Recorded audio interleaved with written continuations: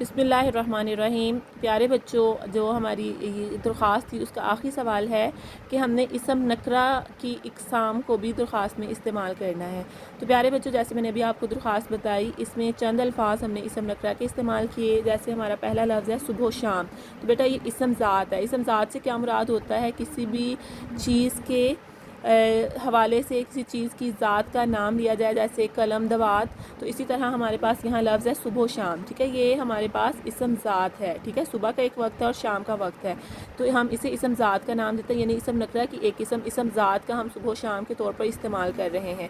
اسی طرح دوسرا لفظ ہے ہمارے پاس گھبراہٹ، تو یہ حاصل مصدر ہے، یعنی کہ کام نا گھبرانا، ٹھیک ہے، اور اس کے ہم لیتے ہیں گھبرانا سے گھبراہٹ، تو یہ لفظ ہم حاصل مصدر کے طور پر استعمال کر رہے ہیں۔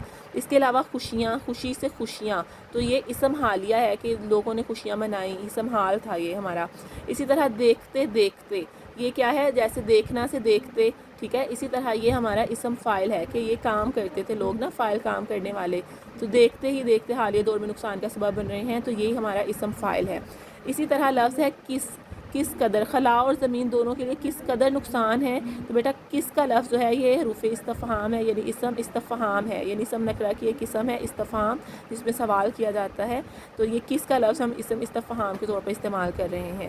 اس کے علاوہ یہاں پر خلائی مخلوق اور زمینی مخلوق کا ذکر ہے، تو مخلوق جو لفظ ہے جیسے خالق، مخلوق، ٹھیک ہے، ظلم، ظالم، تو یہ وہ الفاظ ہیں، یہ اسم مفعول کے طور پر استعمال ہوتے ہیں۔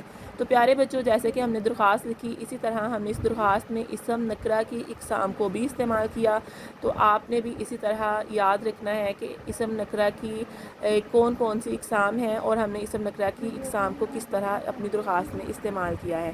امید کرتی ہوں آپ اس اسم نکرہ کی اقسام کی بھی کو بھی اپنی درخواست میں لکھنے کے اصول کو سمجھ چکے ہوں گے اور اپنی درخواست کی اچھی طرح مشق کریں گے۔ اب اگلی ورک شیٹ کے ساتھ دوبارہ ملیں گے، اپنا خیال رکھیے، اللہ حافظ۔